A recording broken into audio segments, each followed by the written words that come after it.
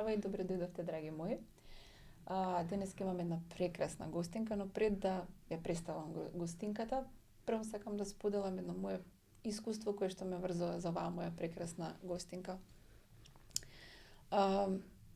Кога влегов во светот на посебните родители, кога моето детенце се повлече, мислам дека едно од главните емоции кои што ги чувствував беше чувството на невидливост, чувството на тага, чувството на гнев, дека не можам сама да направам ништо и дека нема никој да ми помогне.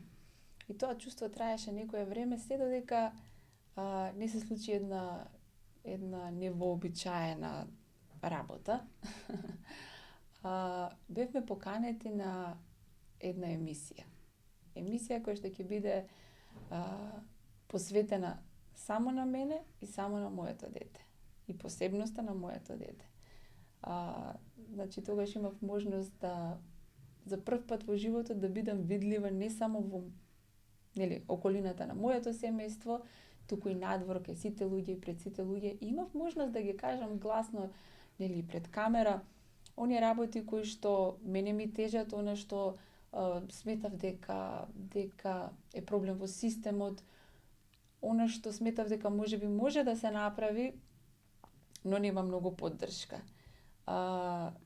За среќа, за моја среќа, таа емисија се случи и првото нешто кое што откако ја изгледав емисијата, што почна веднаш да менува една моја перцепција за мене, е тоа што јас се видов себе си прв пат од другата страна. Значи, секогаш ние зборуваме за себе, се сочувствуваме со себе и го кажуваме тоа обично на некој друг човек и не се гледаме себе си како изгледаме, што зборуваме, како зборуваме за нештата. Така да прв пат имав шанса да се видам себе си на камера и да видам колку во суштина некои од работите кои што ги зборував ми тежат, се уште ми се тажни. За некои од работите видов дека и ми се надминати во сето она, како се чувствува врска со моето дете со попреченост. Така да тоа е едно убаво чувство кое што јас го имав и мојата гостинка денеска беше главната и задолжената за таа емисија. Така да денеска ќе кажеме добре дојде на Виолета Сокаровска. Добре ми дојде, Злато. Добро ве најдов. Ми е мило што сум вака сега од другата страна, иако не е баш едноставно да те насади човек пред микрофон, пред камера и да зборуваш за нешто што го правам веќе 20 години, но немам трема, па можеме убаво да си позборуваме. Мене ми е мило убаво ова се што го кажа е вистина и многу ми е мило што после 20 години сум инспирирала некоја мајка да се зафати со оваа работа, за да станат и таа и другите мајки, односно родители, уште повидливи. Така што честитки за храброста да се направи ваков подкаст. Сега е модерно, ние сме уште од она традиционалната новинарска работа во македонската телевизија. Македонската телевизија како јавен радиодифузен сервис има законска обврска да ги емитува емисиите и за ранливата категорија граѓани, што е многу добро, одлично. Затоа што кога веќе имате некој закон, тогаш си го почитувате законот и работата оди лесно, затоа што поставени се работите на шини, ваше е само да бидете инспиративни, да бидете талентирани, да ги откриете сите проблеми, аномалии и убавини што се случуваат во светот, во животот на луѓето со некаков вид попреченост или инвалидитет. И сето тоа за најчески да го спакувате во емисија која што би требало да прочепка во очите, во душата, во срцето, во ушите на сите оние што намерно или случајно ќе седнат во тој момент кога се емитува емисијата и ќе предизвикате некаква реакција. Да, значи, ако не предизвикате реакција, па макар и од она што јас не ја сакам, ама добро е да ја има. Леле, зарем е можно да постојат такви луѓе, такви деца и така натаму. Не ми се допаѓа искрено таа реакција, меѓутоа е драгоцена. Затоа што го буцка човека да размислува. А што ако јас бев на местото на Ирена? Што ако моето дете беше со некоја диагноза? Така што, ако треба да се навратам сама да почнам да раскажувам, тогаш да почнам. Прво ќе ми кажеш ти, кажи ми за себе и за МТВ. Колку време си во МТВ? Нели, дали е тоа твоето прво работно место, цело време го работиш се тоа, кажи ми малце за себе. Па јас сум на некој начин дете на македонската радио телевизија, значи таму се врткам по нивните ходници од моите 16 години. Ќе бидам малку нескромна, ама ќе кажам тогаш на мој 16, неполни 17 години победив на анонимен конкурс за скеч во радиото во Хихирико. Немав лична карта, морав со татко ми да отидам, нели, да докажам дека со петиот примерок дека текстот со кој што сум конкурирала е мој. И беше многу смешно, тогаш беше уште во Нерези седиштето на Македонското радио и телевизијата. Кога влегов во тој простор таму, прво се сретнав со Иван Карадак, со Бошко Смаќовски, тоа се веќе покојни великани на нашето небо, би рекла. И тие кога видоа дека едно девојченце, кое што многу се разликуваше од ова сега што е, дека тоа победило со на анонимен конкурс, тогаш си помисли, ова дете е добро тесто, па ќе можеме да го месиме и од него да направиме новинар. Мојот покоен татко не беше многу одушевен, нели, иако му беше мило што ќерка му освоила награда, но јас тогаш знаев дека таму ми е местото, дека тоа е тоа што сакам да го работам, да му исполнам желбата да носам бел мантил. Завршив средно медицинско училиште, завршив природно-математички факултет, одсек биологија, биохемија. Значи, специализирана сум да носам бел мантил и да работам во лабораторија, меѓутоа никогаш не ја сакав таа работа. Ми беше интересно, ама толку, 2 недели, 3, и потоа повторно се вратив. Радиото никогаш не го напуштев, затоа што после таа средба со Иван Карадак и Бошко Смаќовски почнав поредовно да одам таму. Имав уште неколку текстови кои што ги глумеа артистите, нели, тоа за мене беше голем предизвик. Јас сум детиште некој од безлична карта, а веќе мои текстови интерпретираат луѓе на радио, како, што знам, Гоце Тодоровски, Емин Унџел, Катрина Крстева, Димче Мишковски и така натаму. Потоа следуваше еден период на работа на втората програма на Македонското радио. 5 или 6 години. Сето тоа го правев додека студирав. Паралелно одев и да работам и да студирам. И големо искуство, затоа што се запознаваат многу луѓе, многу. Едноставно да си го печеш занаето, често се шегувам дека завршував 2 факултета.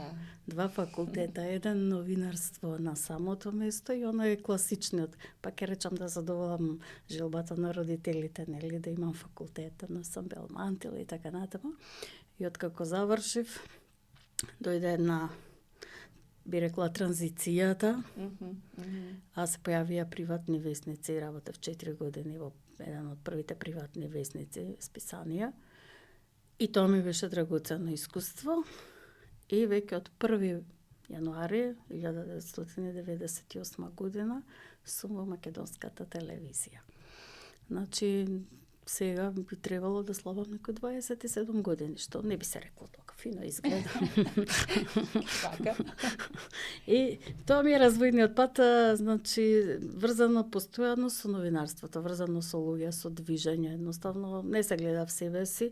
Сега знаењата од биохемијата ги користам кога треба некому или себе си да прочитам лабораториски резултати, па да им кажам, анемични сте, не сте анемични, така. Па тоа мислам дека има сега предност, не така. Работев неколку години во престижната документарна редакција и некаде крајот на 2004, почетокот на 2005 имаше една реорганизација. Едноставно редакциите се измешаа малку. Луѓето добија шанса да работат и нешто друго до тогаш. Мене ми извлеков таа сречка, би рекла, да работам емисијата за луѓе со попреченост, која што и пред тоа постоела. Ја работеле неколку мена колеги мои. Ке споменам Ивица Камбирова Стојановска, колешката, нејзино е името, Петиот ангел. Мене ми се допадна како работа наслов и реков, окей, нека остане Петиот ангел како нешто што треба да се гради. Морам да признам, ако верувам дека ќе ги интересира луѓето од каде сега некој. Прво ме интересира дали, мислам, освен името Петиот ангел, дали воопшто постои некаква приказна позади името или само ти еднакво го наследи така без да... Јас го наследив, сега тие што повеќе читале, нели, што се повеќе по верата, по религијата и така натаму, знаат дека тој некој си ангел, петиот поред, бил заштитник на овие луѓе, веројатно болни, сиромашни, луѓе со инвалидитет, претпоставувам дека е тоа. Не знам, не сум чепкала, не сум видела, едноставно, не дека не сум имала време, тука едноставно не ми било некој предизвик, едноставно тоа ми беше тоа. Јас повеќе се грижам и се грижав тогаш што ќе ставиме внатре во емисијата, отколку за името. Името е убаво, звучи, нели? И сега многу често знаат и да ме ословат не по името кој е Јангеле. Така се случува. Така. Има интересна приказна да речеме и за тоа како дојдов до овој свет на луѓе со попреченост, со инвалидитет. Значи, прво беше работна задача. Значи, ја кажав дека ми се погоди мене тоа да го правам. Не ме прашаа дали сакам или не сакам, тоа едноставно мора тоа да се прави. Се исплашив. Да? Да. Значи, тоа беше чувството. Првото чувство беше страв, затоа што јас ги сакам цидовите кои на патот ќе ми се испречат. Ме тера да размислувам како да го прескокнам ѕидот, да го заобиколам, да го урнам. И така, одеднаш еден голем ѕид се појави пред мене и се исплашив. Признавам, мислам. Сега ми е смешно, ама тогаш се исплашив. Што беше тоа? Што... Како да им се приближиш? Кои се овие луѓе? Каде се? Каде да ги најдам? Од каде да почнам? Тоа беше стравот. И бидејќи секогаш во новинарството го почитувам златното непишано правило снајди се. Се сетив кој може да ми помогне за почеток. Моите покојни тетка и тетин. Божа и Милорад Спасевски. Тие работеа како дефектолози во Заводот за рехабилитација на деца и младинци во Топанско поле. Јас цел живот во неформални средби, во дружења сум слушала дека тие, знам дека работат во некој завод, дека зборуваат за децата вака, децата така, децата ги носиме на летување, на зимување, вака прават децата, онака, викам, какви се тие деца? И ми текна дека можам да ги скористам, нели, семејните врски. И појдов. Колата под мене, кај тетка ми, ѓомите на кафе, на лепче со ајварче, нели? И тетка ми беше нека, ја прости Господ, многу прониклива жена. И сега рече, што е проблемот? Зошто? Зошто дојде? Ме откри. Ајварот во прашање. Да. Ме најаде, ме напи, кафе ми даде се и на крај рече, се што е проблемот? Ако смеа малку да глумам, мојата реакција, ако се сеќавам, беше ваква тето, ма јас треба да правам емисија и постана. И како сега се сеќавам, тетка беше многу убава жена. Застана, веќе пензионери двајцата, застана на кај вратата, веќе носејќи ми, не знам, кафе, сок, не е ни битно, застана, остави послужавникот, рацете, буква Ф, слушај ти, рече. Јас и тетен ти поминавме по 40 години, вика, со тие деца во заводот, тоа се 80 години. И преживеавме и ништо нема да ми. Ти зошто се плашиш? Ама пак сега глумење. Ама тето ми е здрав, тие ќе ме гребат, ќе ме кубат, ќе ме, јас не знам како е. Тетка ми направи еден многу убав гест, дигна телефон кај незините поранешни колеги, кај директорот. И цела среќа што живееше на иста улица со Заводот во Топанско поле, му се јави да чукот, рече, сега ќе ја пратам внуката, мора да дојде, кај вас мора да направи емисија, не знае од каде да почне, да ја примиш на својот колега. И ми рече, а ти собирај се и пали колата и знаеш каде е заводот. Добро. Јас си се повозив 500 метри, влегувам, се паркирам во дворот и одеднаш ми се стрча повозрастни, помлади, деца, возрастни луѓе. Мене беше страв да излезам од кола, затоа што повторно беше стравот од непознатото. Леле, сега ќе бидам нападната, ќе ме гребат, ќе ме плукат, ќе ме штипат, не знам, нешто ќе ми прават, нели, што не ми се допаѓа. Ама решив да бидам каубоец и пак повторно храброста, нели, да со храброст да маскирам несигурноста. Излегов и се така строго ми каде е канцеларијата на директорот? И кога видов дека возрастни луѓе, нели, машки, женски, младинци, значи со неодредени години, ме фатија за раче како деца. Некој сега ние ќе те однесеме кај директорот, нели? Јас сватев, тоа ми беше првиот знак дека нешто сум ја зафркнала работата во старт, со своите емоции. Отидовме кај директорот, тој кутриот на маса директорска, нели, седнат, исплашен ке дојде новинар. Значи, тој исплашен од своја страна. Јас исплашена од своја страна, седиме, испивме уште едно кафе, уште еден сок и така натаму, додека во еден момент не пукна работата, од типот да кажеме дека тој се плаши од новинари, јас се плашам од тоа што ме чека, нели, во заводот. И на крај кога свативме, ни дојде смешно. На двајцата почнавме да се смееме. И ќе се навратам сега на една реченица, па пак ќе се вратам на средбата со директорот.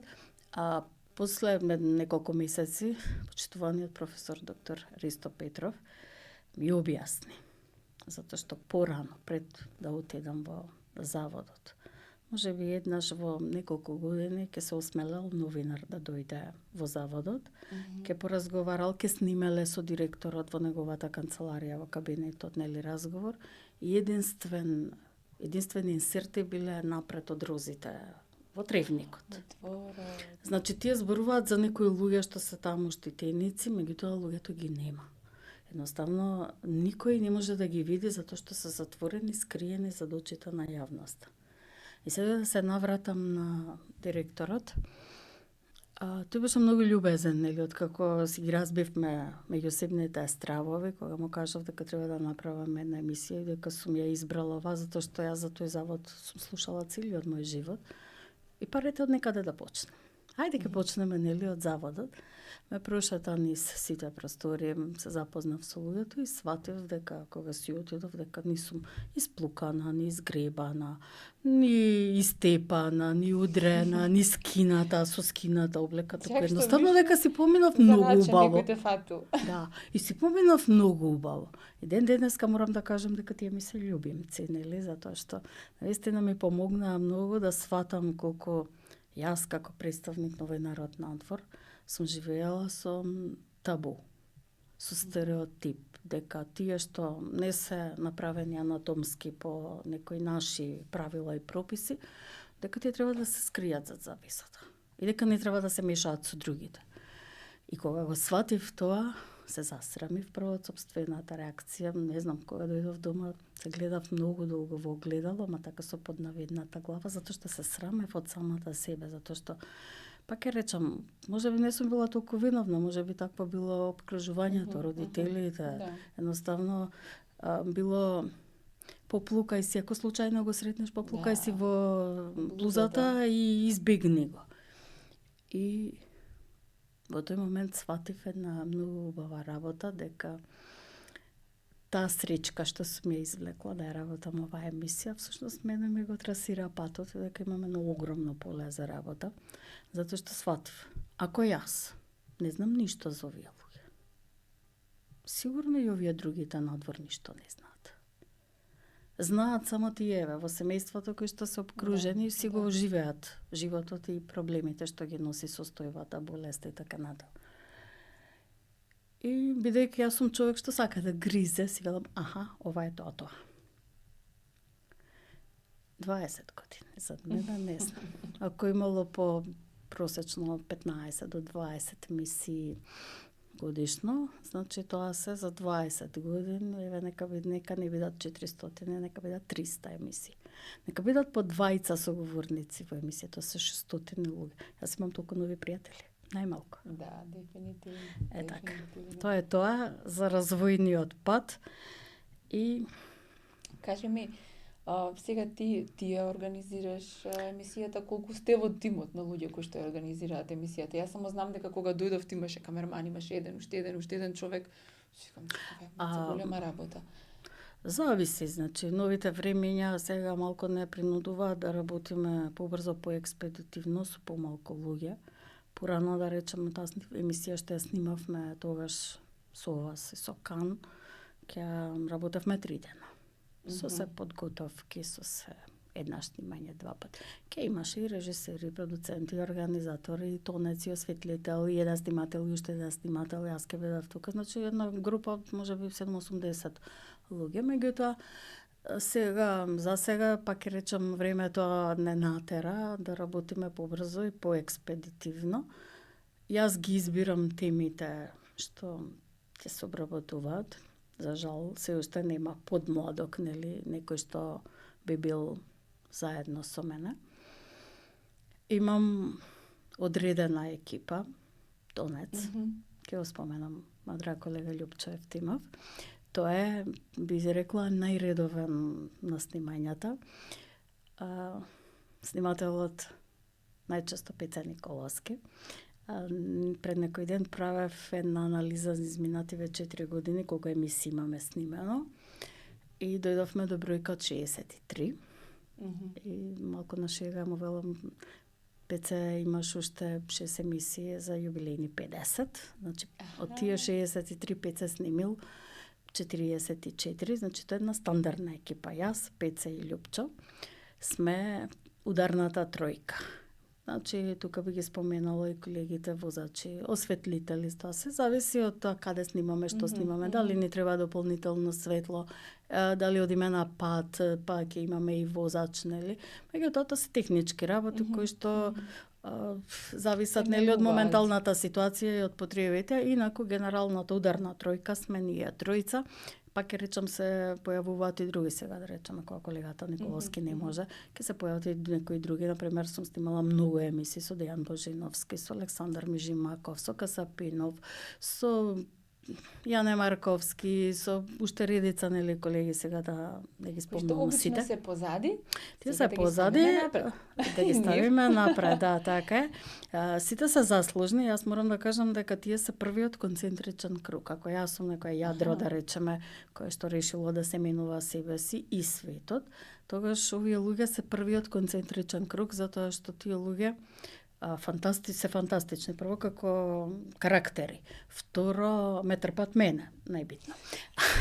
Трето, многу умешно влегува во приказната, затоа што да се работи со луѓе со попреченост, значи да се внимава малку повеќе отколку со било кој друг соговорник, затоа што тука се мајки, татковци, семејства, баби, дедовци, деца, наставници, така натаму. Малку е специфична ситуацијата, значи пак ќе речам, не може секој да ја работи. Изгледа технички многу едноставно, меѓутоа да речеме, колегата Евтимов знае да направи убава атмосфера на самото снимање со деца, ако се ајде ќе пееме, ќе играме нешто, значи да направи една убава атмосфера, да ги опушти, затоа што сите во принцип се плашат од камера, особено ние прв пат кои што ќе застанат пред камера. И навистина тие ми се фантастична поддршка, нели, за да ја реализирам, секогаш се смеам. Дечки, без вас јас ќе си бидам гениална само за по дома, инаку со вас сум топ. И да се на друго место гениална. И да не ги заборавам монтажерите кои што ја монтираат ова емисија, тие се првите гледачи всушност. Јас кога ќе го донесам суровиот материјал на монтажа, јас веќе го знам материјалот, нели, знам што е снимено, која е темата и што сакам да направам со таа емисија. Сега монтажерот треба да биде тој кој што сето тоа фино ќе го спакува, нели, за да биде пристојна телевизиска емисија. Значи да избегнеме патетиката, да не биде седнавме, сега ќе лелекаме, ќе кршиме прсти, да не знаеме. Не, напротив, сега имаме една група од неколку млади монтажери кои што ми ги тупнаа мене вака. Со посебно задоволство, да, на вежбање, меѓутоа Меѓутоа, сега тие ги знаат основните финти, нели, на монтажата, но јас ја користам секоја прилика да им објаснам, нели, дека оваа емисија заслужува посебно внимание и дека посебно треба да обрнат внимание кога монтираат емисија од овој карактер, затоа што и сами знаете, законот за заштита на лични податоци, па родителите кои што се согласуваат нивните деца да бидат снимени, ама да не им се гледа ликот, нели, сето тоа е умешност која што ние покажуваме дека има дете или деца на третмани таму ваму или по училишта, но се обидуваме колку толку да им ја заштитиме приватноста, затоа што, па ќе речам, родителите ја даваат дозволата, меѓутоа утре тоа дете ќе порасне и може да рече, зошто си ми дал дозвола на некои луѓе, нели, да ме снимаат. И пак ќе речам, за да имаме една чиста ситуација, да покажеме дека не работиме конкретно за некој случај, дека тоа дете е во случајов, ќе речам во наводници, глумец, кој што ни покажува, нели, што се случува во светот на тие деца, успеваме да направиме, чинам, добра емисија. Последната што ја направивме, наистина беше многу добра во еден новоотворен центар во Капиштец. И ми беше многу мило што имав млади соговорнички, специјални едукатори, рехабилитатори, кои што прв пат пред камера исто така, меѓутоа многу убаво раскажа што работат, како работат, зошто го работат сето тоа. И на некој начин па ми е мило што за овие 20 години сум промовирала многумина од специјалните едукатори, рехабилитатори, постаро дефектолози, логопеди, нели, што прв пат добиле шанса во оваа емисија да се искажат. На тој начин секогаш велам, ви даваме едно општествено признание за татишка работа што ја работите. Оти кога некој ќе гледа емисијата и ќе гледа како еден едукатор, рехабилитатор си игра во убаво уреден простор како игротека со детето, си обичен гледач ќе помисли, па овие си играат цел ден. Меѓутоа не сваќаат колкава одговорност има тој човек кој што зел обврска од туѓото дете со некаков проблем да направи дете кое што барем малку ќе го подбутне во овој светот на условно речено нормалните, во просечните деца, типичните. Така што ќе речам, многу ми е мило што успеваме на некој начин за овие 20 години да ја изборичкаме јавност. Да не ја оставиме така да спие, затоа што јас ја сватив мисијата. Значи, мојата мисија, и реков до пензија не се откажувам, значи мораме малку да го смениме овој свет, кој што бил на некој начин, како да речам, тргнат настрана. Тие си имаат проблеми, нека си им стојат проблемите таму. Ние си го бркаме нашиот живот. Сме во различни светови, можеби одвоени. И мене ми е многу жал, многу тешко, сега веќе го нема тоа. Пак ќе речам, за 20 години, ако правам некоја ретроспектива. Како беше пред, кога почне, кое тоа ето чувство, барем за луѓето што ги сретнуваш околу себе, надвор од, нели, снимателите и така натаму. Дали се шират круговите? Дали се шират круговите и Петиот ангел како емисија која што е, нели, посебна емисија, сега ќе ја наречам јас, нели, бидејќи е за посебни и е специјализирана, така ја водиме, специјализирана емисија. Да, колку луѓето се свесни, колку луѓето навистина имаат видено, например, бидејќи јас пред 7 години прв пат слушнав, иако имав дете со попреченост. Јас не се бројам, бидејќи ние и така многу долго време немаме телевизор дома и не гледаме телевизија, но сепак, кој е твоето чувство, што беше пред тоа, колку, нели, тие кругови се шират и како луѓето гледаат на тоа? Беше тешко на почетокот, многу тешко. Од типот и на работа, сам целата екипа која што учествува во подготовката и реализацијата, мислеа дека, ајде, уште една емисија, ќе ја скрпиме, ќе ја закрпиме, ќе ја направиме, ќе измонтираме и така натаму. Меѓутоа, мислам дека со тек на времето сите ја сватија специфичната тежина на оваа емисија, затоа што ние боричкаме, постојано боричкаме во свеста на луѓето и веќе Мислам дека работите се поместија малку. Се поместија затоа што не е така сега да одиме и да снимиме само розите напред во дворот, туку веќе ја имаме слободата да влеземе и во самата институција, во училиштето, да видиме што се прави, нели, што се трудат тие луѓе што работат со овие деца, млади, нели, и возрастни, би рекла, со попреченост. Има поместувања, но на ова општество, на оваа власт и замерувам да речеме што не е конзистентна. Значи секогаш кога ќе има некој проблем, ако има огин, тогаш и пожар, таму се фрла вода и се гаси пожарот. Дали станува за малечки деца, за инклузија, за прием во градинка, во училиште, во посебно во редовно училиште, нема дневни центри, значи додека не се слушне гласот на бесот, на револтот, на најчесто на родителите, значи имам чувство дека ништо не се прави системски. Да, структурно. Структурно, значи да седне еден убаво човек или двајца или една екипа која што ќе седне на хамер, на хартија, пред компјутер ќе напише, чекај, што правиме ние? Политичката борба за власт ќе била и ќе постои, ќе се менуваат партиите на власт, овој ќе биде министер, оној ќе биде премиер, овој ќе биде власт, оној ќе биде опозиција, меѓутоа оваа категорија граѓани остануваат такви со таа дијагноза без разлика која е на власт. Сега уметноста е, јас секогаш тоа го кажувам кога имам можност со градоначалници да се сретнам. Се парафразирам, ама дечки можете да се надевате на втор мандат зависно од вашиот однос спрема оваа популација. Затоа што сум сретнала и такви и вакви луѓе посветени на тоа во рамките на можностите или на законот да помогнат и малку плюс од тоа што сакаат, затоа што се допрени на некој начин, па ајде сакаат, меѓу другите активности, нели, да направат нешто и за овие другиве. Иако, пак ќе речам, го избегнувам тоа да ги категоризирам луѓето, јас сепак внимателно следам што се случува и како живееле, да речеме, популацијава како живеела во едно време, па во друго време.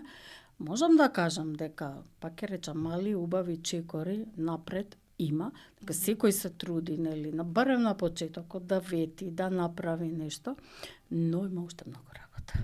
Дали, уште ми е дилема, така непознаница ребус, дали не сакаат, тие што се надлежни, немаат време, немаат желба за ресурси, не можат да ме убедат дека нема ресурси, но дали немаат желба, време, идеја како да го направат сето тоа уште ми е дилема, ќе го открием, се надам во наредниве години.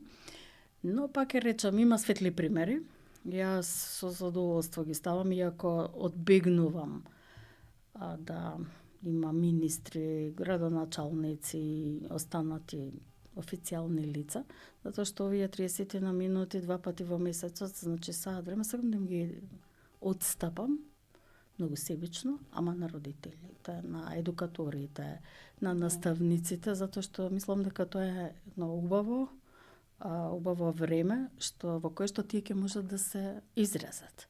Затоа што ако ги има во вести, ќе ги има 40 секунди.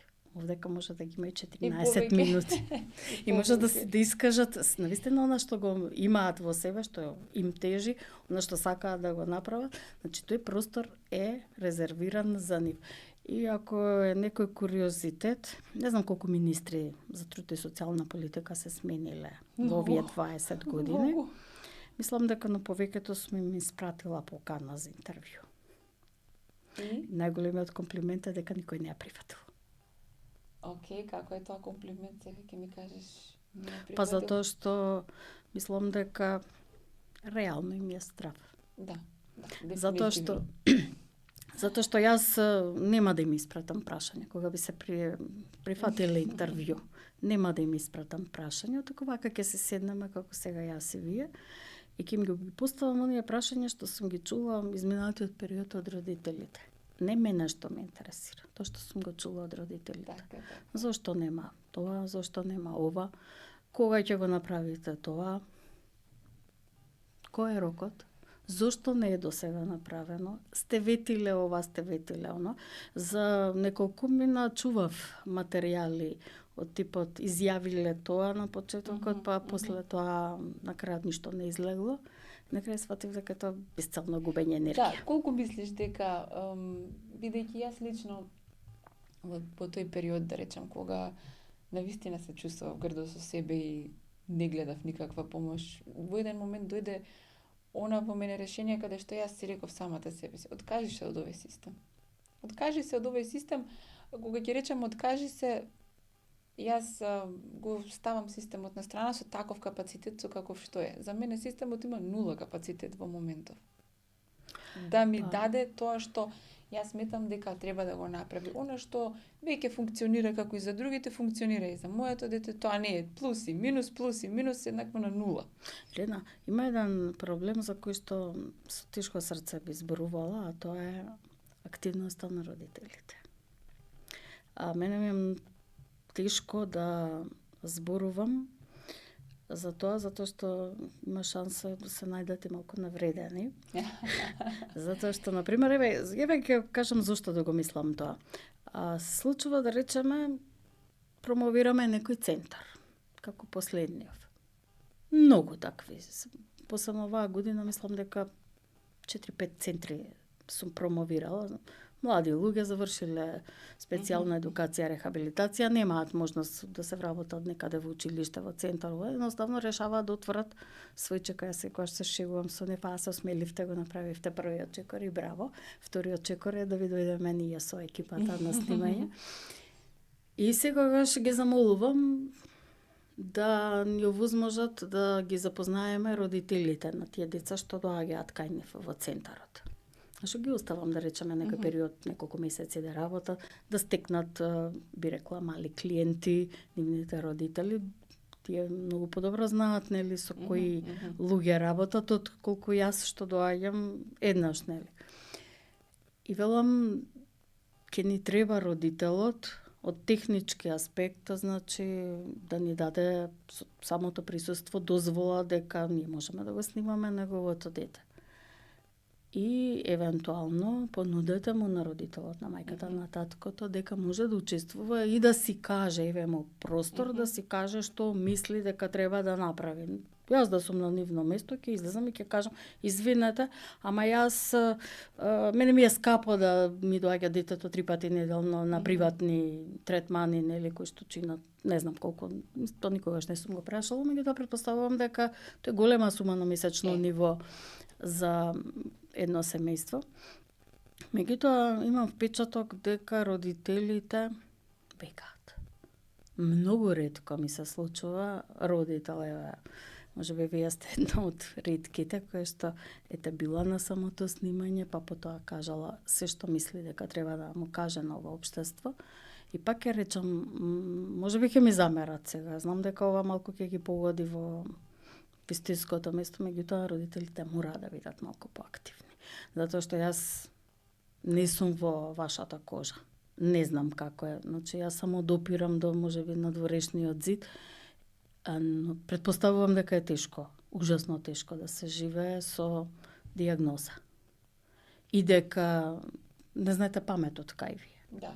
Од обврски, од семејни обврски, работни обврски, здравствени маки, нели, со детето, и се уште капак на се да се активирате, нели, во најавната сцена, да се борите за своето и за другите деца.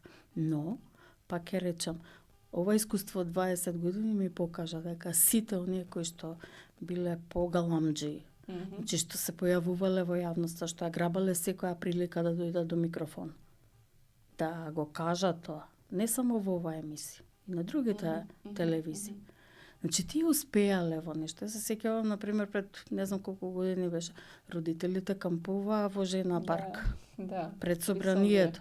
Значи, им ги скокотка очите на пратениците, сака неќа ги гледаа и кога доаѓаа на работа ги гледаа и на телевизија, тие импровизирани шатори во кои што луѓето спиеа и се бореа. На крај, се доби, мислам, дека центарот за Даун синдромот, значи тој функционира одлично. Родителите ги се веќе таму, работат, прават работилници. Сакам да кажам, нешто се мрдна. Меѓутоа се мрдна заради гласноста на родителите. Отивака, секој ако си ја бие својата битка сам, едноставно ќе удира со тупаници во зидот, на крај ќе ги искрвари рацете и ништо нема да постигне. Да, мислам дека борбата со системот на начинот на кој што ние можеби сме некако насочени да ја правиме борбата со ветерници, кога сам се бориш ти спротив нас проти системот, наместо да ги користиш системските алатки кои што веќе постојат. Прво, сам и јас лично како родител, ние не ги користиме, ние не одиме да кажеме на што ни е тешко, освен на Facebook да напишеме или на некој таков настан да се отиде па да се спие негдека. И да, тоа е ефективно затоа што тие биле навистина упорни и едноставно не гледале друг избор. Го правеле тоа. Или јас лично сметам дека родителите треба да се охрабрат многу повеќе. Можеби сега ти велиш некои од луѓето не сакаат да зборуваат и можеби сметаат дека треба кој знае колку голем ангажман за ти да станеш сега некое јавно лице, па и не мораш да стануваш јавно лице, не е идејата ние да станеме инфлуенсери, па не знам од сето тоа да биде кој знае што, но кога повеќе родители како што цел свет снима рилс или кратки видеа од 30 секунди и да го каже тоа што има да го каже. Побрзо ќе стигне отколку воопшто ништо да не кажеме и да Телевизијата е класичен медиум, значи тој си ја брка својата работа. Јасно. Законски, јас просто го кажувам ова, законски имаме обврска да направиме 2 емисии од по 30 минути во месецот. Со се репризите, тоа се некаде од 2 до 4 часа во текот на месецот, кај што се труби, се зборува. Значи имаат можност да бидат видени, чуени и пораките да бидат пренесени до некои си уши кои што решаваат и за нивната судбина. Мене ми е најтажно во целава приказна, па ќе речам сега кога ќе сретнам луѓе кои што имаат деца од 25, 30, 40, па и повеќе години. Сега тие се наоѓаат во еден друг проблем. Значи, ако родителите на мали деца имаат проблем со нивното вклучување во образовниот систем, во градинка, во училиште, во ова училиште, во на училиште, средно, па ајде и на факултет, останува еден огромен проблем со возрастните. Затоа што ако јас ја работам оваа емисија 20 години, ако сум снимала некој што тогаш имал 7-80 години, сега има 30. И јас сега со жалење можам да заклучам дека многу мина од нив се повторно некаде дома, поголемиот дел. Многу голем дел. Дома, со ретки можности да излезат на некоја активност и пак врзана за слободното време на родителот. Значи родителот после работа мора да го однесе, што знам, на карате, на работилница, на балет, на играње, на танцување и така натаму. Тоа е еден огромен ангажман. Значи за тоа не се зборува што правиме со возрастните. Ние сега гледаме децата во училиште, во градинка, евентуално некој одблесок на факултет што ќе успее да се запише, но повеќето каде е работниот ангажман на тие луѓе? Што сме направиле ние како општество, кои можности сме му ги дале на кан, да речеме, утре да биде, сега ќе поедноставам, не знам, да пакува производи, што знам, во некој голем супермаркет, да им помага на луѓето што купуваат, да им ги стави работите и тоа да му биде работното место. Значи, дали ние работните средини сме ги направиле инклузивни, училиштата, градинките, да, а работните средини, има некои така, пак ќе речам, проблесоци, да речеме во општина Бутел, во општина Кисела Вода, вработени луѓе. Сум снимала момче вработено во библиотеката, во Битола, уште по некои таму ваму низ институциите, пак благодарение на буткање на закон, дека мора да има некое лице со попреченост кое што ќе задоволи процент. Некое. Да, ама Мислам ќе дека- задоволи процент. А што станува? Сите тие се оставени на некои минимални средства, туѓа нега, мобилност и така натаму, што во најдобар случај изнесуваат околу 200 евра месечно. Да, видиш. И сега знак прашање, прво на тие луѓе не им е осмислен денот, осамени се. А јас можам да кажам еден пример личен во нашата редакција, имаме еден фиксен телефон кој што никој не го користи. А еднаш или два пати во неделата задзвонува.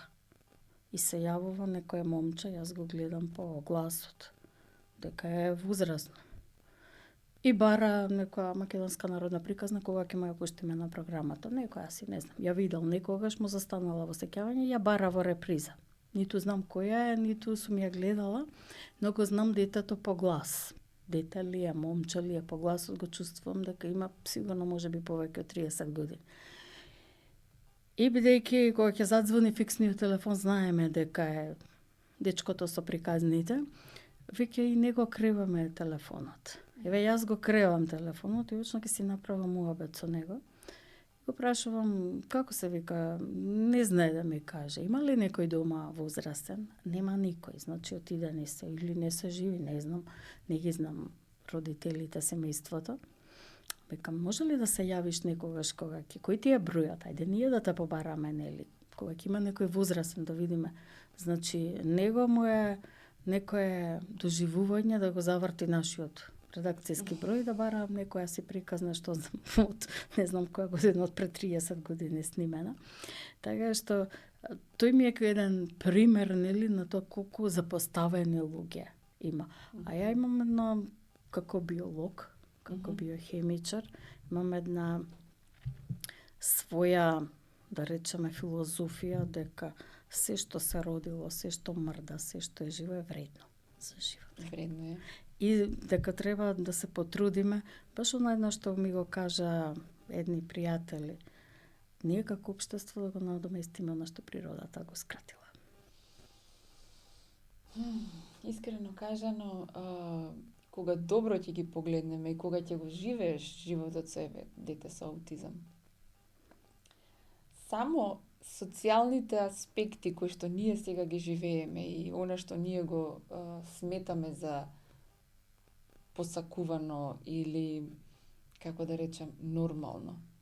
И ќе речеме дека можеби тука недостасува, дека природата направила нешто да недостасува. Јас би рекла многу поинаку дека овие деца имаат толку многу повеќе капацитет, имаат толку многу повеќе да дадат, ние ги стискаме. Сме тие кои што треба да земеме од таму, бидејќи они се многу поблиску до она како треба да бидеме ние како човечки битија. Кога ќе земеме во предвид која е љубовта која што они ја имаат, многу послободно ја даваат и колку се они поспокојни со себе таму каде што се такви какви што се. Они имаат овие луѓе, јас зашто ги сакам, драги ми се, нивните родители, секако и семејствата. Баш токму тоа. Едноставно искрено ќе те гушнат, ќе ти се израдуваат. Мислиш дека Кан те заборавил, ти те видел пред 3 години, да речеме, меѓутоа Кан се сеќава. Јас бев еднаш, мислам дека морници ми одат, почина покојнице бегов, го сретнав последен пат за време на короната на третман во еден центар и бидејќи Ице не зборуваше убаво, нели не можевме да го разбереме кога се видовме, само ми се обрати по име. И јас бев шокирана затоа што прво затоа што ме препозна, не ме заборавил, а второ дека го слушнав своето име од неговата уста, затоа што Ице не зборуваше, мислам дека не зборуваше убаво.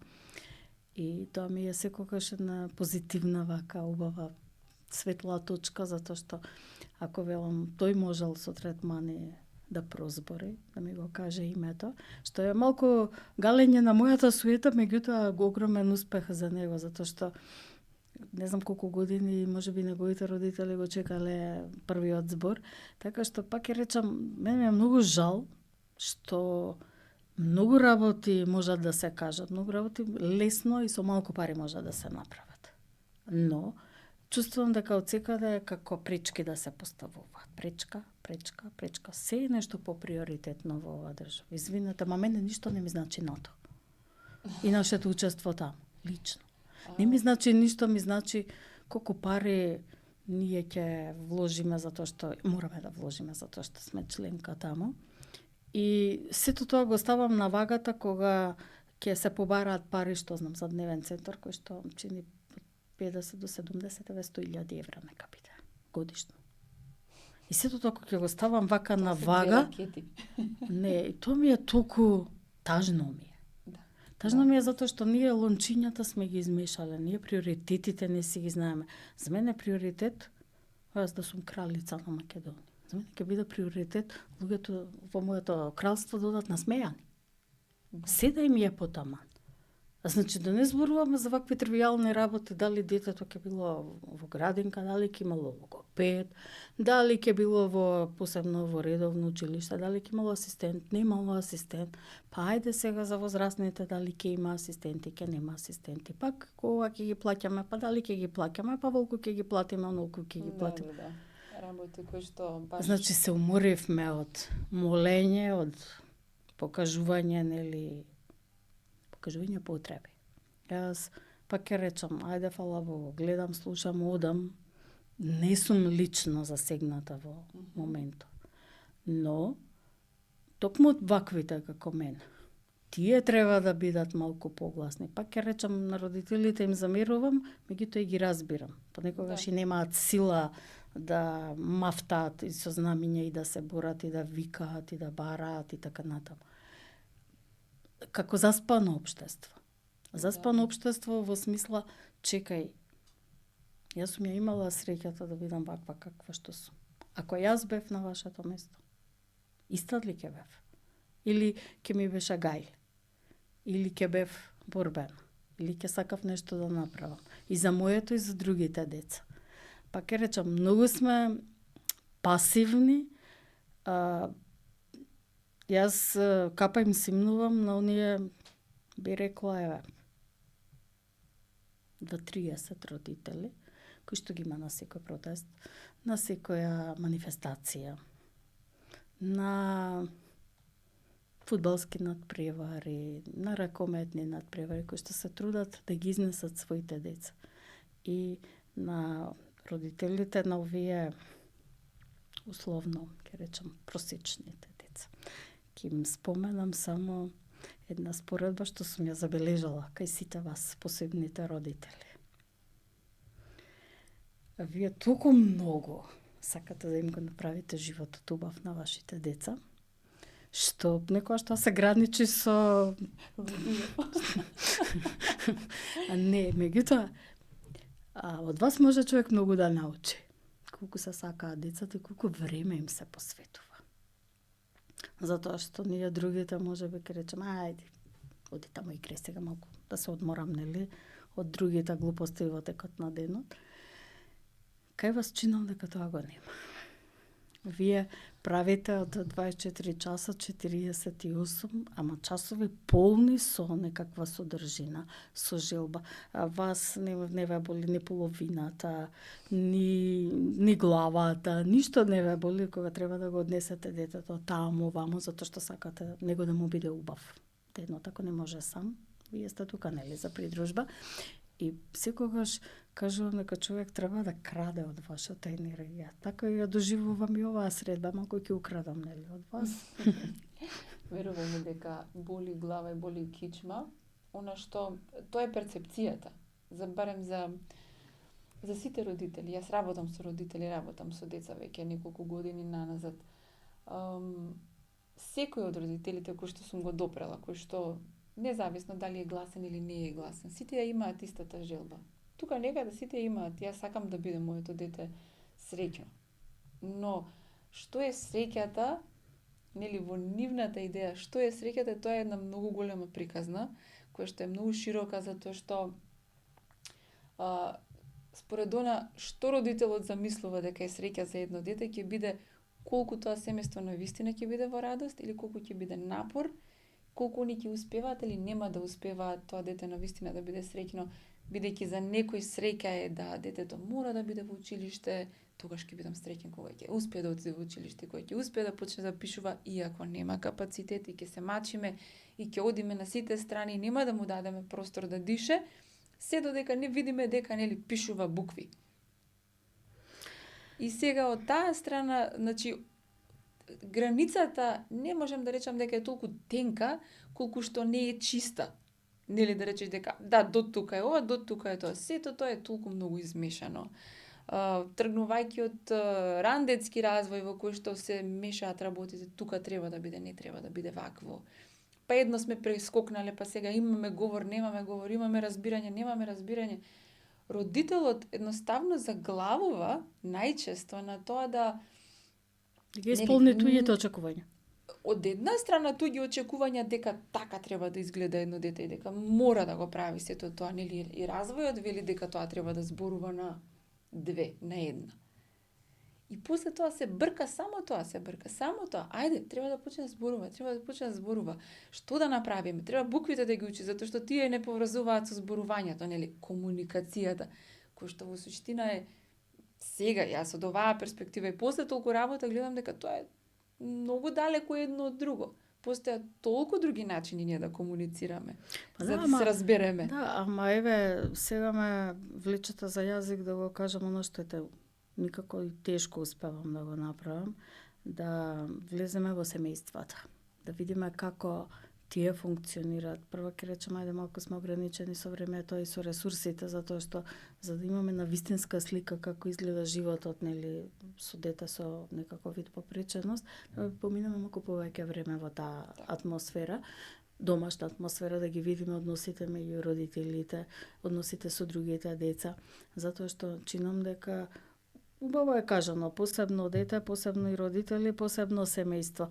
Многу ретко се допира она приказна како раќата сестрите на овие деца живеат, затоа што тие секогаш некако ми се во втор план, нели, секогаш мора порано да пораснат, секогаш мора да чекаат да им дојде редот за родителското внимание. Мислам, јас тоа сум го забележувала многуте средби, нели, со родители, што формални, што неформални, и малку ме било, ќе речам, непријатно. Не мене непријатно сега да им кажам, знаете што, ама јас сакам да дојдам и да зборуваме и со вашите други деца, како тие се чувствуваат, затоа што важно, тоа е толку многу. Да, е важно, меѓутоа пак ќе речам, недостасува клима и соговорници на таа тема. Мене ми се има случајно да речеме на почетокот договорено снимање во такво семејство кај што дете девојче со церебрална парализа во количка. Мајката е интелектуалка, наставничка. Као се ќе кажеме, нели, да кажеме, значи јас тие ги викам, уште една жена борец ги имам во купчето, нели? И се радувам, нели, дека е така. Ден пред снимање, значи утре треба да снимаме, вечерта жената се јавува и плаче. И образложението е не можеме да снимаме зашто во другото дете е здравото. Не сака да знаат незините од друштвото дека има сестричка во количка и дека ако мајката прифатела снимање и ако се покажало тоа во јавноста на телевизија, дека ова здравово ќе избегало од дома. И сега јас тука се ставам на кантар да изгубам емисија или да направам во некое семејство уште поголем раздор од тој што веќе постои. И на крај велам, окей, нема да снимаме, само вие бидете добри, нели, чувајте си се, затоа што емисија денеска има, утре ја нема. И не е толку битна. Да. Но битно е, мислам, мене ми беше сознание дека има многу проблеми, дека и семејствата треба да имаат поддршка, а ја немаат. Да, семејствата треба да имаат многу поддршка. Не, ја немаат семејствата затоа што, пак ќе речам, фокусирани на овој, речам, главниот проблем. Да. Овој другиот го оставаа да расте како тесто, расте и еднаш ќе пукне. Баш. Ќе пукне и не се знае какви последици ќе има.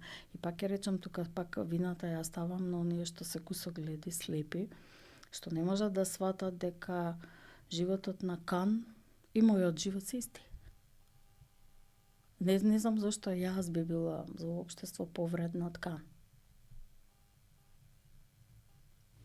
Да. Не, ама зошто тогаш не размислуваме малку надвор од материјалистичката перцепција дека јас сум фина, јас плаќам данок и супер сум за оваа држава. Па и ако се вработи ќе плаќа данок. Секако, дај Боже, нека плаќа. Немам ништо против, но пак ќе речам, не можеме ние така да ги гледаме луѓето, овие се вредни и за овие може нешто ќе направиме, ќе им овозможиме, а овие другиве ќе ги оставиме сами да се снаоѓаат. Тоа ми е проблем и болка која што се обидувам вака преку емисиите да ја наметнам, да ја поставам во јавност дека ало, сите овие што седнале и кажале дека имаат возрастни деца, дека не знаат што да прават. Да. А сега ќе кажеме, сега ми текна еден пример, момчето има аутизам. Има веќе 25, не му беше роден ден. Ги снимаме дома. Него го чувала баба му. Момчето е веќе големо. Момчето сака со своите другари да игра кошарка. И баба Срмена вели, јас се можам, а баба Срмена има скоро 80 години, нели? И е веќе на крајот од силите, што би се рекло, меѓутоа баба Срмена го има изгледано, нели, внучето. И како сега се сеќавам, така ми доаѓа малку насмевка, иако кисела би рекла на некој начин, ко бабата вели, јас се можам да му направам, ќе му дадам и да јаде, ќе му излупам и овошје, ќе му дадам се. Ама јас не можам баскет со него да играм на кошот пред улица, мислам, на улица.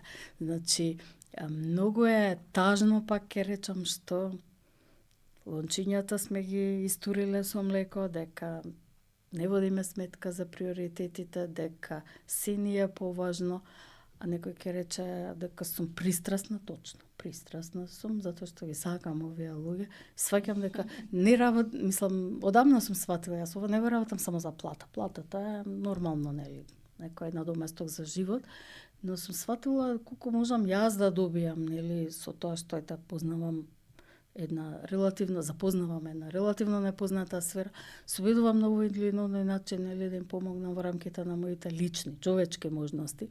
Пак ќе речам, јас сум си, можеби, без телевизијата можам да си бидам гениална само по дома. Вака телевизијата ја дава моќта и мислам дека треба да искористиме моќта, да го смениме општеството на подобро. За сите ќе биде подобро.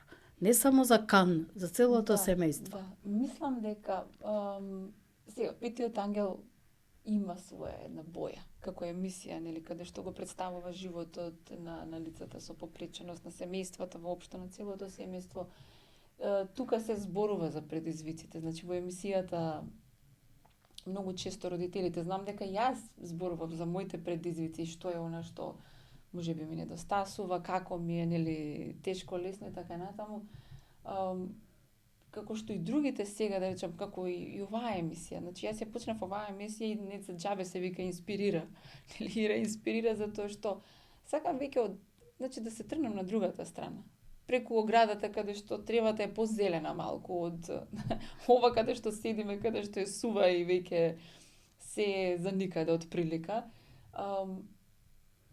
Би ги охрабрила родителите да ве побара. Ако ништо друго. Јас не знам како ти ги наоѓаш сега од човек на човек, можеби од овие кои што веќе се шири кругот. Круговите се шира, да, од човек на човек, сега, пак ќе речам, тоа е малку за најчество. Меѓутоа, јас ја следам оваа проблематика, онака, што би се рекло, загризана сум до коска. Следам се што се случува, ги следам и општествените случувања. Ми е многу мило што почна законот за лични персонални асистенти да функционира вака така со сите недоследности. Ми се допаѓа тоа што повеќе здруженија ги направија сервисите за социјална поддршка на семејствата. Ми се допадна тоа што се направија мали групни домови, нели, кај што луѓе возрастните што биле сместени со децени во заводот во Демир Капија веќе живеат во посебни стамбени единици. Значи сме шетале низ Македонија. Македонија ја крстариме што се вели надолго и на широко И мислам дека ретки се местата каде што не сме биле, каде што не сме откриле позитивен пример. Велам, многу па се радувам кога ќе го видам тој наплив кај поединци кои што сакаат да направат нешто да го сменат општеството и успеваат на овој на оној начин успеваат тоа да го направат. Така што им симнувам капа на тие луѓе и сваќам колку тие па се вложуваат, нели, да ја сработат работата што треба да речеме државата да ја сработи, значи државата многу елегантно тоа им го префрла со тоа што ќе им даде пари и ме остава, ајде вие дечки работете, нели, имате правила, пропозиции, нели, правилници како треба просториите да бидат уредени, суредени за да имате, што знам, дневен центар, да имате клуб, да имате, нели, малгрупен дом со вакви онакви перформанси.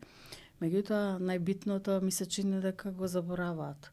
Ги немате луѓето кои што сето тоа ќе го работат и дека тие луѓе треба да бидат платени. Платени, нагласувам.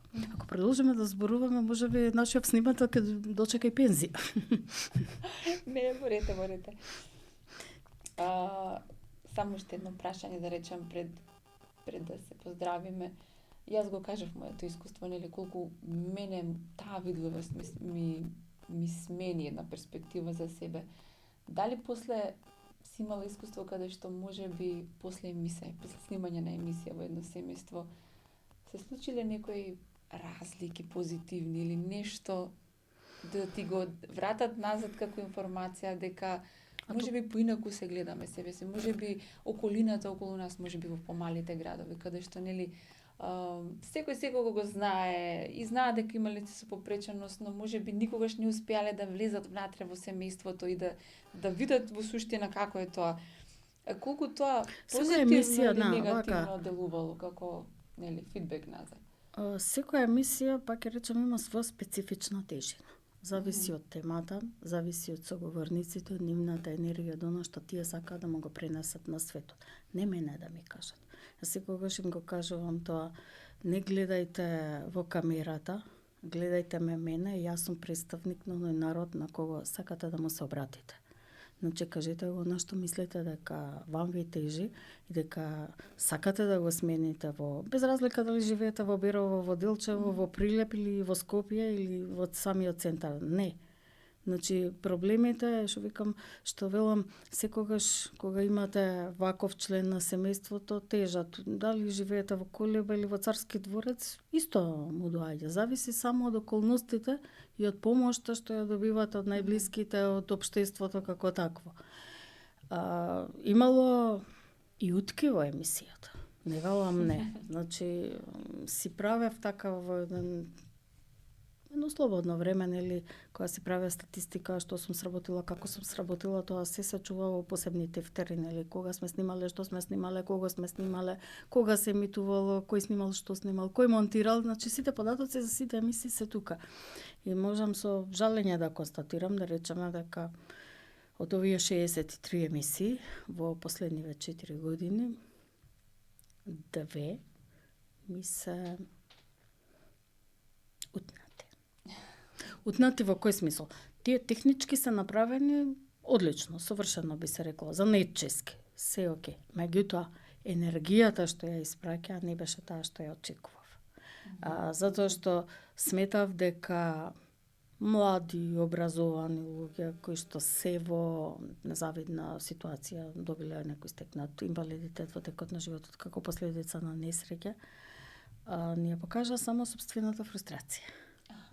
Ја немаше онаа енергија која што ја очекував од млади луѓе, дека кога се веќе доблесни и храбри да излезат пред камера, да го раскажат својот живот, ќе упатат една појасна порака до општеството. Да, јас сум ваква, ама јас успеав да завршам факултет, да се вработам, да бидам свој човек, нели, и од количката да функционирам нормално. Меѓутоа, пак ќе речам, иако не бев начисто, се консултирав со дечките од екипата, кога сватив дека и тие го имаат истото чувство. Дека ние сме направиле емисија, сме завршиле работната обврска, но фидбекот е проблематичен. Фрустрацијата е Фрустрацијата. нешто што е прилично често во животите на Да, овие лица. меѓутоа, знаете како, фрустрацијата треба да не мотивира за напред. Така, Не да. само да, затоа што, пак ќе речам, ние, сам не реков, ама сега ќе речам, ние не сме психијатар. Ние сме инка. Инка која овозможува вие да го кажете тоа што сакате да го чуе светот надвор. Да. Сега, да не речам полош збор контейнер, значи јас не можам да ги собирам туѓите фрустрации. Еве, можам да сослушам секого. Можам да бидам емпатична спрема сечија болка и кај мене веднаш што предизвикува реакција, што можам да ти помогнам. Да. Значи не сакам да Решение е седиме вака и сега ќе ги кршиме прстите, леле. Да. Има аутизам. Треба да... И сега што? Леле, не. Значи проблемот мене ме мотивира на акција. Јас тоа го очекував од тие емисии кај што велам дека направи футка.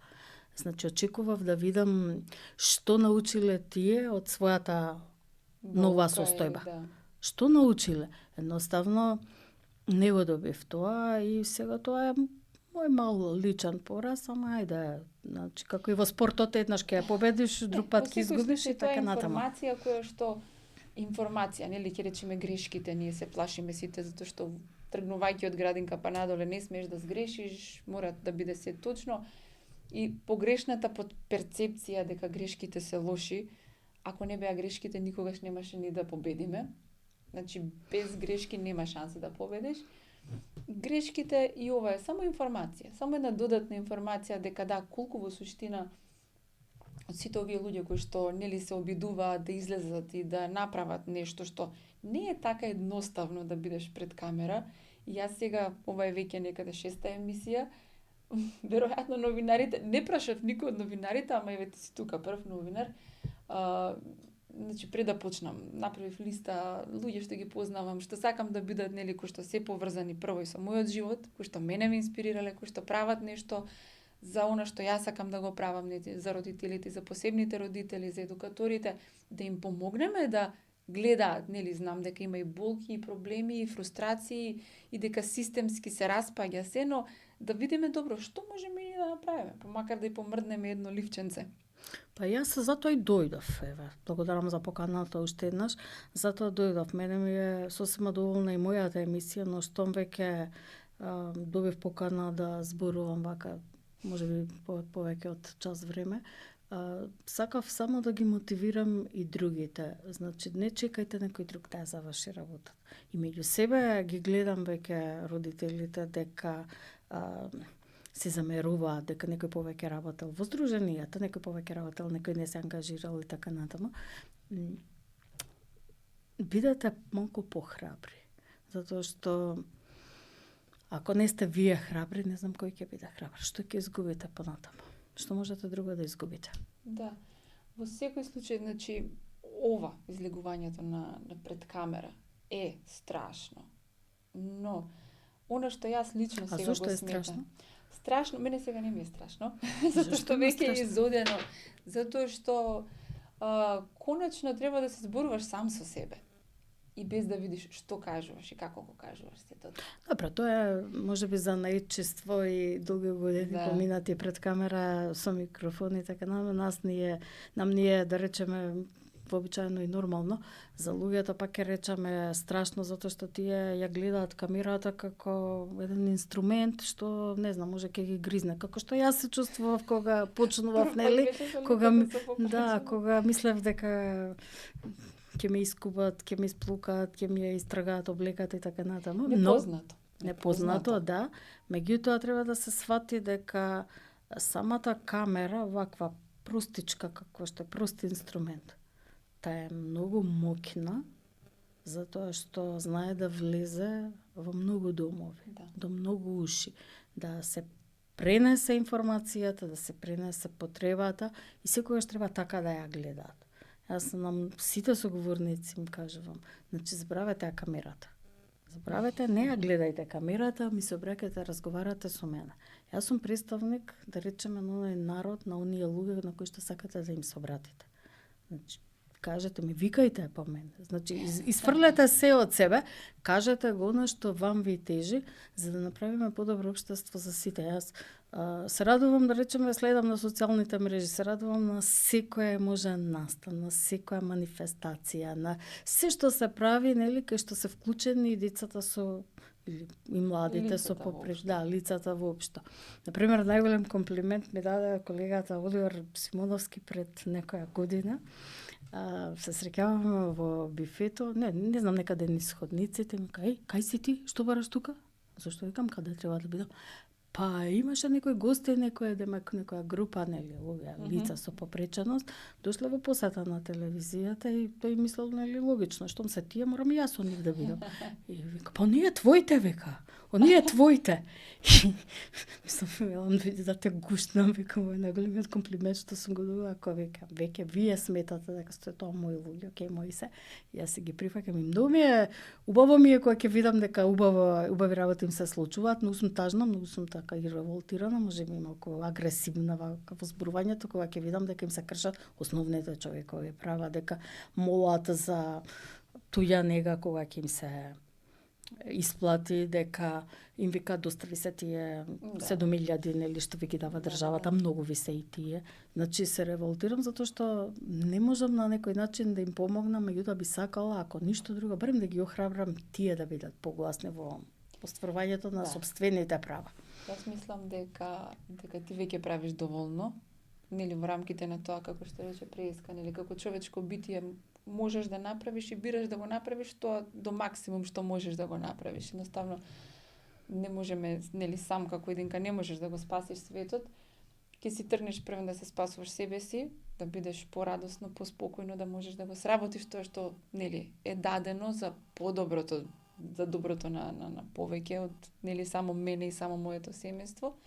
Но на крајот на денот пак ќе се вратиме кон тоа дека нели ти го правиш најдоброто, но секогаш треба да можат и други да се вклучат, да почне ова да се шири, значи ако Македонската народна телевизија, МНТ Македонската радиотелевизија, да, Македонската радиотелевизија го прави, и другите телевизии треба малце да станат креативни и да почнат да работат на оваа тема од проста причина што веќе лица со попреченост, нели како што на времето можеби пред 20 години ги викале така како што ги викале, им се условувале и наместо лицата ги снимале ружите, сега деца со попреченост има скоро во секој втор дом.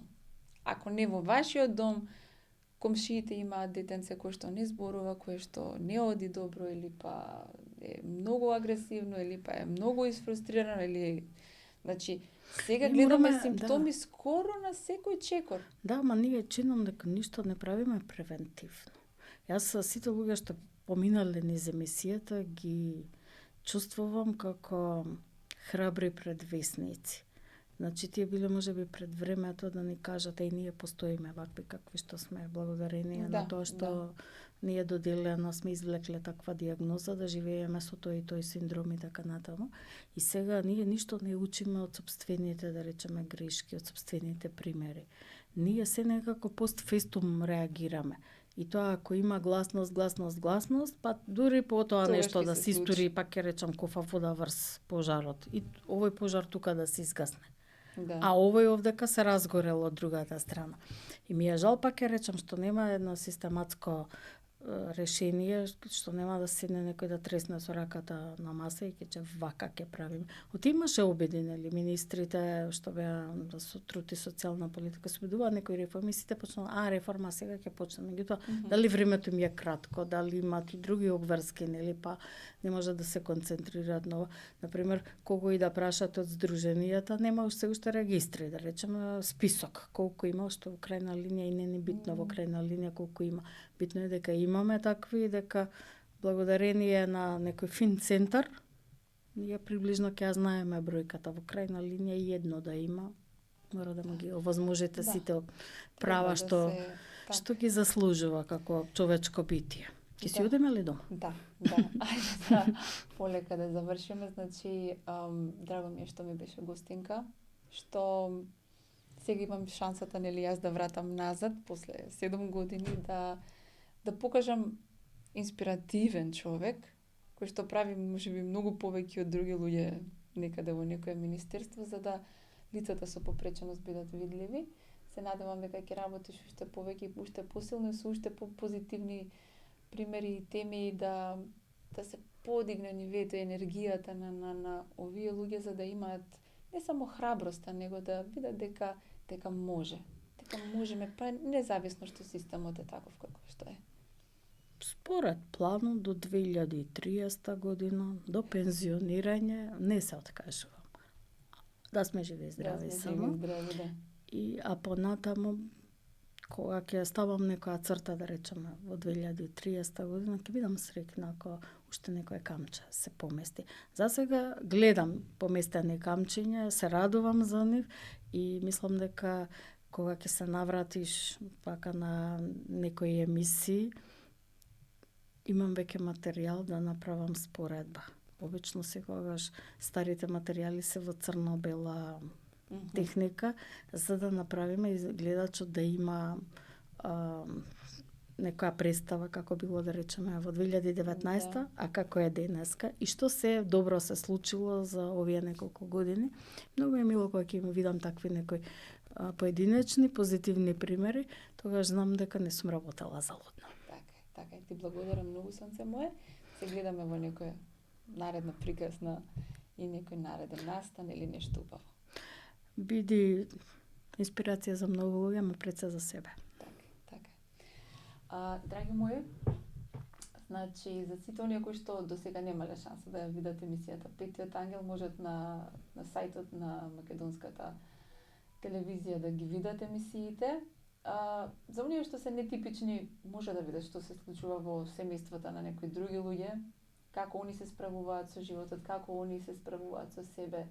За оние што се типични, кои што немаат можеби дете со поинаквост или воопшто член со поинаквост, може и вие исто така да појдете и да видите како живеат тие луѓе. Што е она што е поинакво и што не е толку страшно, нели, можеби од оваа страна кога не сте го виделе изгледало страшно, затоа што е непознато, ама ќе ви даде една нова перспектива на тоа како можете да ги гледате сите луѓе поубаво. Ви благодарам многу и имајте убав ден.